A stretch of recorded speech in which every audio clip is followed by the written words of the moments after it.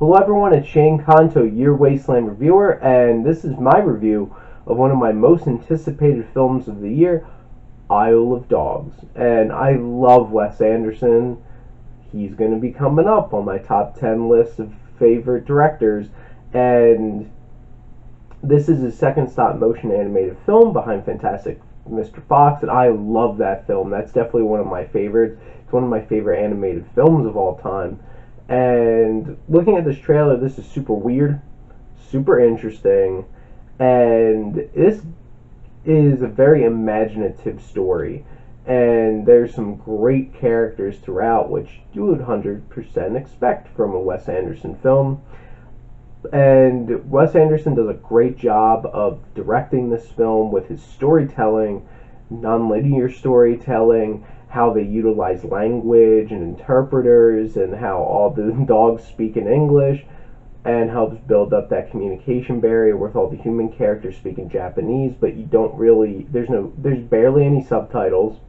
There's some moments of use of translators, which Frances McDormand's character, like, that's her whole job in this film, and it's done very interestingly to the point where it really shakes up how the story's told. And honestly, the use of flashbacks are abrupt and interesting in this film, and it really feels like a Wes Anderson film. And I feel like how they utilize those flashbacks is so impactful on fleshing out and pulling back layers on characters and situations that I'm glad that Wes Anderson decided to put it together that way, because he wrote and directed this film.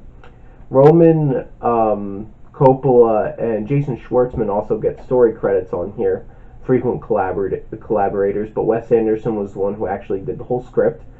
And story-wise, this goes into very interesting places and deals with some very interesting things.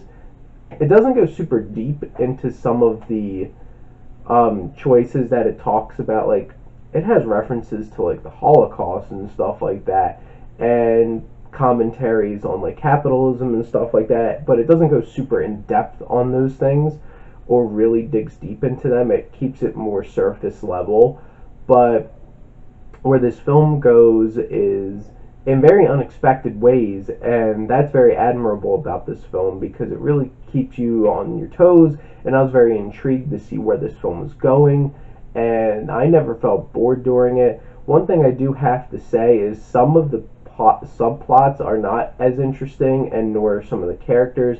My biggest one is Greta Gerwig's character, who does a really great job with her character's voice performance, which across the board they are, but she's not really interesting and feels kind of like packed on in this film. And a lot of the Japanese characters and the vocal performances are kind of outshone, because you really don't get much out of it except for our young pilot. He's the main human character that is intriguing and interesting. The rest of them are like cogs in the plot, except there's this one advisor guy who's super, super creepy, and I just want to mention him because he's super, super creepy and really, really well done. Now, this is beautifully shot. Everything's symmetric. I'm going to gush like I do always with Wes Anderson films. Color palette is beautiful. Everything's symmetrical. Everything is so well shot and so well purposely put together. And Tristan Oliver does a great job of helping do that as the cinematographer with Wes Anderson. And the music in this film is unbelievably well done.